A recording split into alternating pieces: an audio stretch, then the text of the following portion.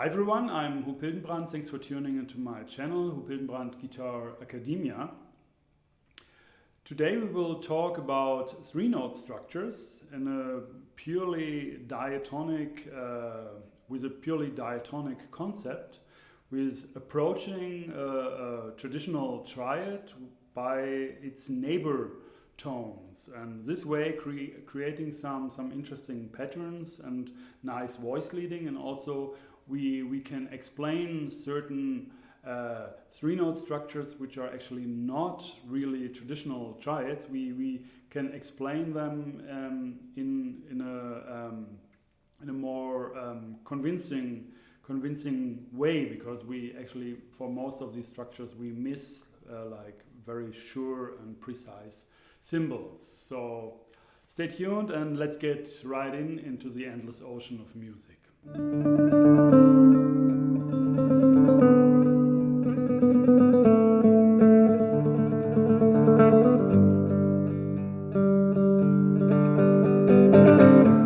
Alright, as almost always, there is a PDF file. Just go down in the description below. There is a link, and there you can download this file we are referring to in this lesson. This lesson uses purely diatonic material, and I already explained in other lessons, diatonic means we just take the scale notes and we don't do any chromatics, alterations or whatever, just 7 notes. And this topic also has a lot to do with the concept of the chord-scale system. And what we are doing, we take an E minor triad. In this case, to start with, we only take drop 2 voicings. So we have like these kind of chords, all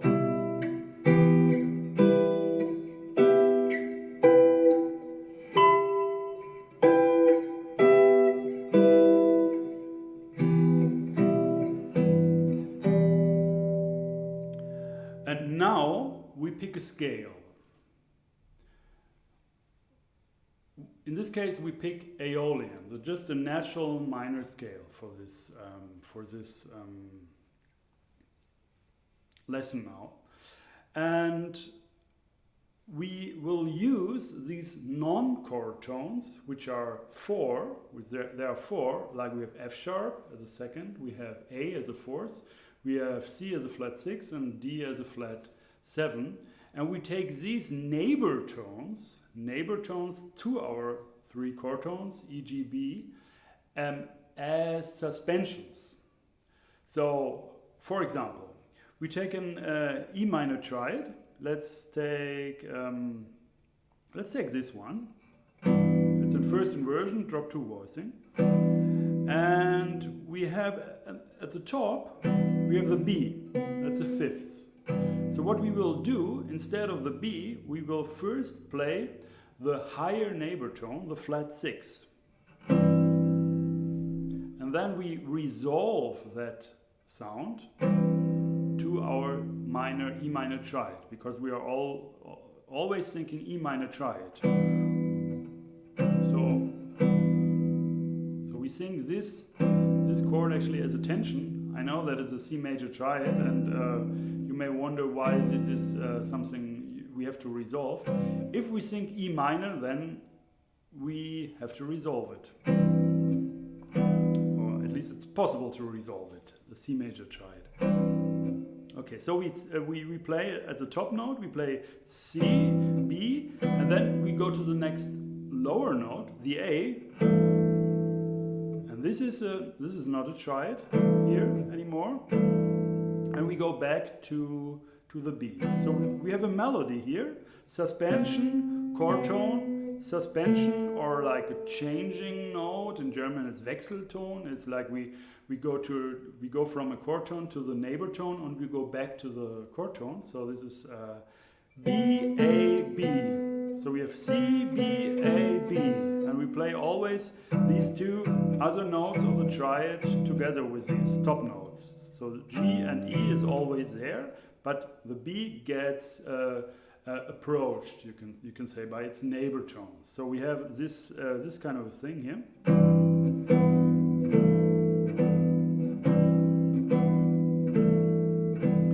also let them ring these lower notes here and just play. But I want to have always a full chord sound on all these non-harmonic notes, actually non-harmonic tones. Flat 6, 5th, 4th, 5th. The same approach I can do on the root as well. So I can play instead of E here, stick to the same voicing. I can play F sharp, and this is also not a triad, not a traditional triad, of course. One way to look at it is it's like a G major 7th chord, but it misses the 5ths. Also in our when we talked about these 19 possible 3-note structures, we said that this chord is actually a second, third chord. So if we go from F sharp, we go a second to G, and then a third to B. So that's our category of these structures, actually. Like a category also would be traditional triads, stacked up thirds, 3-3, or third. In this case, it's second, third. If you have not checked out this lesson on all these possible 19 3-note structures, you definitely should go to that soon here. Okay, so we can approach this E, the root, with a F sharp from above, and with a D from below. And the choice of these other non-harmonic tones, non-chord tones, depends on the choice of the scale the scale we choose. We could also say, let's do this whole thing in harmonic minor. Then we would play everything the same as before, and F sharp, E, but then we use a D sharp to an E, because we don't have a D in harmonic minor, in E harmonic minor. So, but we choose Aeolian, so we do this. And the same goes for the lowest note here, the third. We can also approach the third by the fourth. And this is a 3-part like a quartal harmony. These are 2 stacked up fourths. When you bring it to this basic category, to the basic interval combination, it's actually just B, E, A, but in a different spacing. So we have B, E, A. So these are perfect fifths, as you may notice. So 2 perfect fifths inverted are of course 2 perfect fourths. So we go from there. So B, perfect fourth, triad, back to E minor. So it's a suspension, a very typical suspension, sus2, sus4, goes to the minor third. And then we go lower the minor third to F sharp, which is also a non-chord tone. And this structure is also a quartal harmony. It's also 2 stacked up perfect fourths. If you bring this to this order, it's F sharp, B, E. So, but it's in a different spacing, of course. So it's F sharp, E, B, and we think this structure as a suspension to E minor. So the F sharp goes back to G. Now we can combine all these 3 approaches. I mean, these approaches to all these 3 chord tones. We can put this whole thing into a pattern. So we can start from the lowest tone.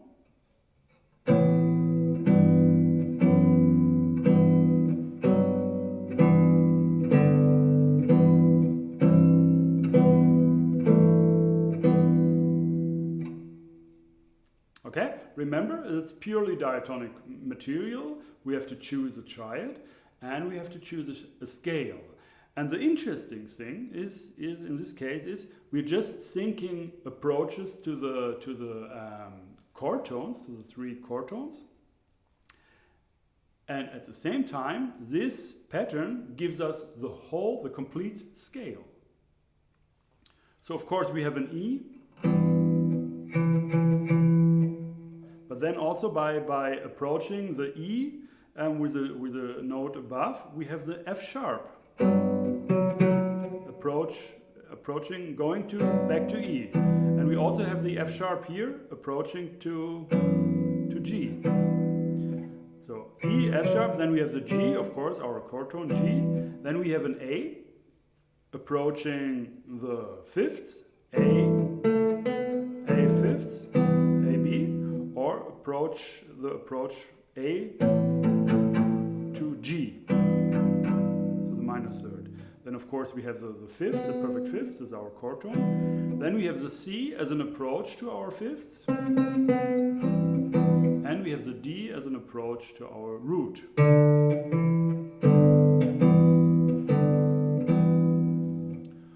Alright, on this page of the PDF you see all these symbols and really please go back to these 19 possibilities of 3-note structures to really see where to find them, and we have a page there where they're all written on, and this will give you a kind of a very systematic approach, and you know where which sound, which structure belongs. So it's a very neat order, you can say, and you should go for that, because otherwise it's a bit messy, the whole thing. Okay, so also, if you put all these suspensions together, the higher notes, I mean the one step above the chord tones, you have an F sharp diminished triad.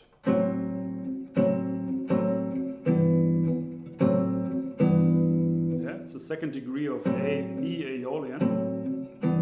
And if you go from below one step, for all of the chord tones of E minor, you have a D major triad. So you can also do all these approaches at the same time, so to speak. But that's not really that's more an idea or a theory. What we really want to have is this pattern.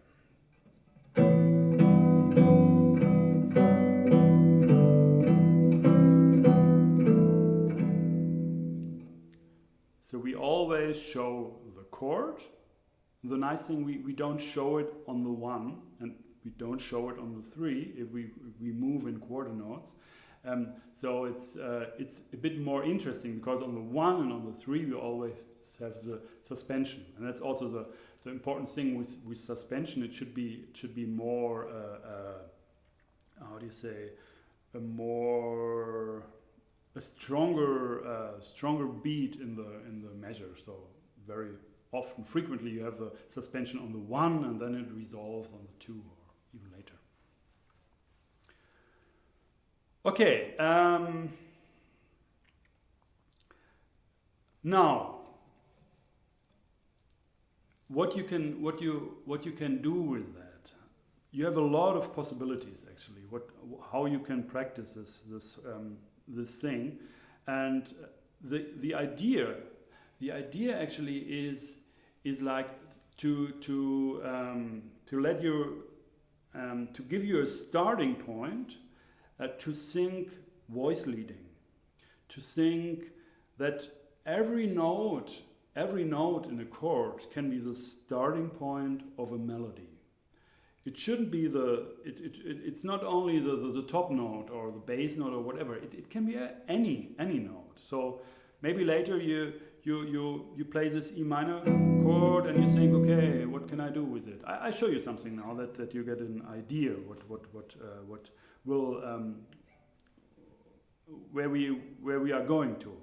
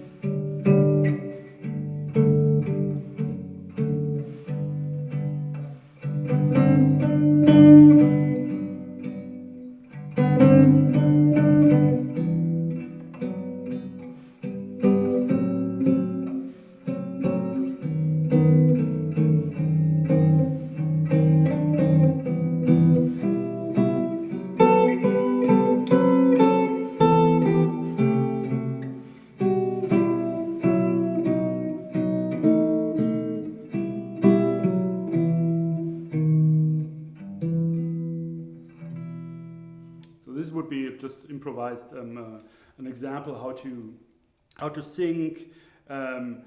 At the same time, you're syncing chords in a way, chords, tonic, dominant, subdominant, and so on. At the same time, you sing voice leading. You sing melody. You sing melody in the top note, in the bass, and you repeat a melody in the top note while slowly another note in the middle voice is moving, and so on. So this is a complete different approach to just thinking like these kind of shapes. Okay, I have this E minor here and A minor there, and then G major there. No, it's actually breaking up bringing the music back to melody in a way, because you have to remember when music evolved, it started with just a melody, and then another melody was maybe added, and slowly it took a really long time to really notice that also these intervals which happen when you have two melodies also have certain qualities, and later on they become chords. You know, you can really sync all the chords, all the chords there are, that they actually developed with time by freezing melodic movement in different voices. So like freezing a kind of a vertical arrangement of notes, which was thought before as more horizontal melodies, horizontal lines moving.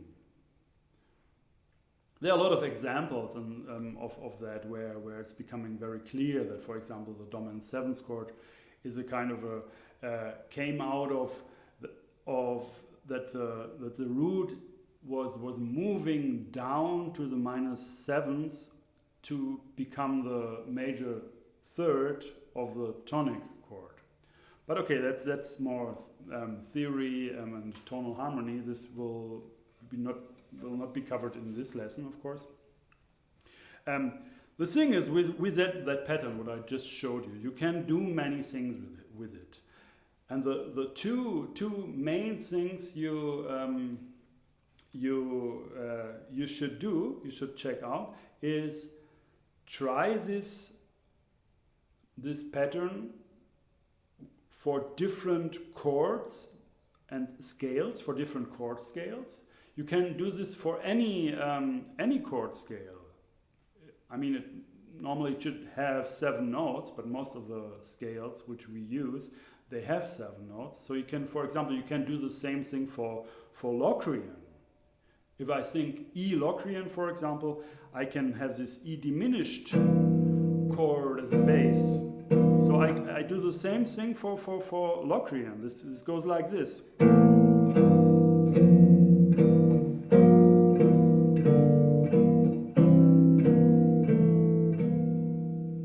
I can go to A7 harmonic minor 5th mode, for example, from here. Sorry.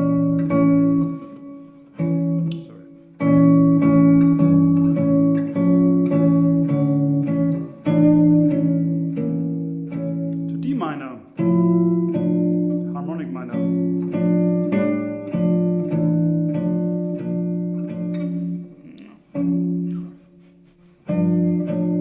Sometimes you really come into trouble, or you have to with the fingers, of course, and sometimes you have to rearrange the whole thing. I mean, what you just saw, I tried to reach that, but I couldn't. So you have to maybe what did I do?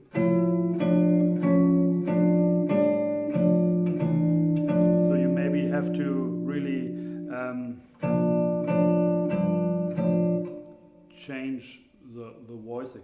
But the nice thing with these 3-note structures is that you have a full kind of a chord, and at the same time you have always at least one finger left, and you have always space to move. Whereas when you have 4-part structures, sometimes you're so locked in that structure with your hand that you actually can't really do much there. So the 3-note structures, they give you a lot of freedom and a lot of transparency to enjoy these movements, these melodic movements in the chord, because they are not so many notes, you can say. So it's more clear. It has more of an effect, of course, if 1/3 of the whole chord is moving. And another thing you should do is actually we stick to the job 2 voicings now for demonstration purposes. But of course you have all these 6 different families of spacings of like drop 3, double drop 2, or double drop 2, drop 3, or drop 2 and 3, and so on, or close position. And so you can use all of these forms. So you pick a scale and you pick a different family and a different voicing, of course. For example, I can play like a drop 2, drop 3 voicings. I can use this E minor chord here, and I do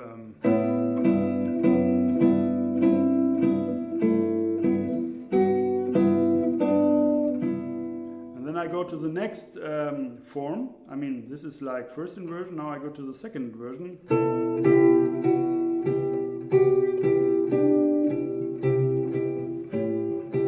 And remember, the order in which you go through these chord tones really doesn't matter. Just make sure you go to all these 3 chord tones and do these approaches. So middle note, lowest note, and highest note. Then I go to the next.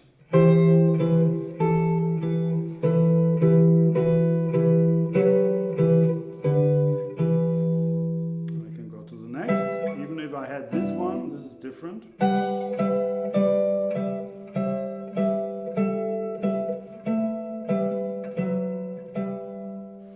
And when I do that, I really get inspired to move on. I hear like it should go there, and my ear is opening in a way. For me, this is a very I get a lot of inspiration from this exercise. It's really fun. It's really music, actually, and that's why I like to show that to you. I mean, this is like it's like a very interesting approach to chord scales and to voice leading and syncing scale, but at the same time syncing chord and voice leading. It's very musical exercise.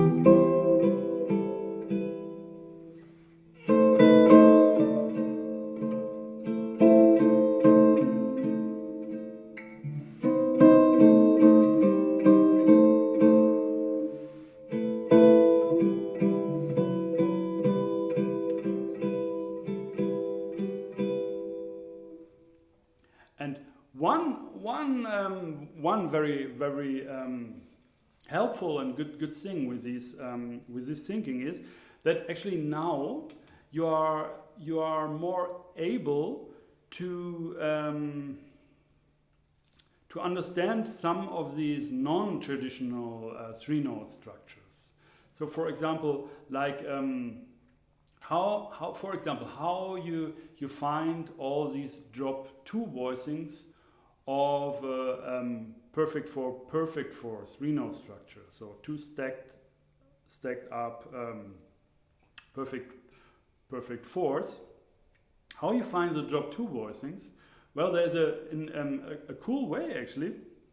It's just because I think that because these traditional triads, they are so frequently used, and they are so useful and helpful, and it's very wise to practice them very, very well, and then think the other 3-note structures more as related to them, not as so much as separate sounds. But it's very easy to think them more as, for example, as suspensions. So this chord here, B, E, A, 2 perfect fourths, I can think as a suspension chord, a sus4 chord, E sus4 to E minor, for example. Then I'm thinking, okay, I want to have all these drop 2 voicings of that structure. Okay, what I will do, I will just think of the drop 2 structures of E minor, and then I just will, instead of the G, the minor third, I will play one whole step higher, I will play the A. So I'm very quick, I'm thinking E minor, but then just before I play it, I think, okay, that's the G, I play the A. The same here with the next form, first inversion. I have E minor, and then I think, okay, A instead of E. And then I'm thinking E minor, but then instead of the G, I have this. So then I have suddenly I have all these chords. Because E minor, E minor, E minor, yeah, E minor, E minor. You see, you have all these different chords. Sorry.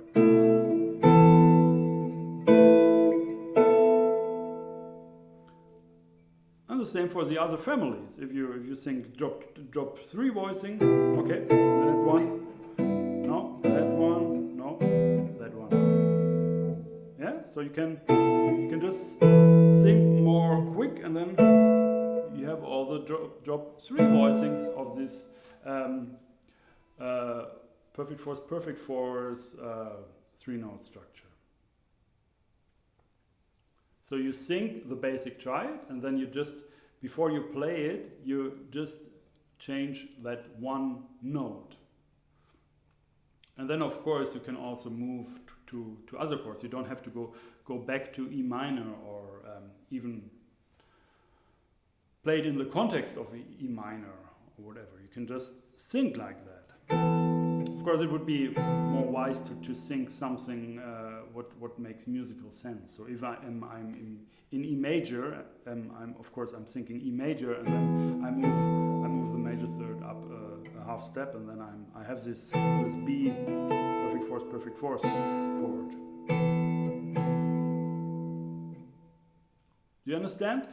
It's just learn the especially the major and minor chords very, very well, and then in all these 6 families, and then it's more easy, more reachable, so to speak, to play these other 3-note structure voicings more easily, because you can just change one note, and then you already have that structure. For example, this G major 7th. This G major 7th without 5ths. Remember, we said it's a minor 2nd, major 3rd sound. So I can also play all these different drop 2 voicings by always thinking E minor, but the E goes to F sharp. Or here again, E minor, but the E goes to F sharp. E minor, E goes to F sharp.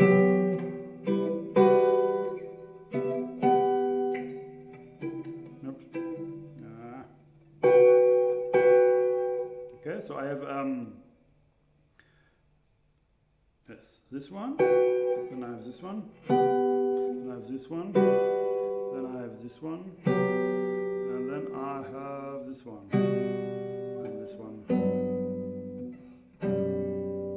Yeah, so otherwise it would take much longer to be really sure that I have this kind of a structure and I have the right spacing, the right inversion, the right, in this case, job 2 voicing.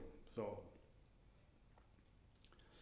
okay, I hope it's very clear what I'm trying to teach now, what I'm trying to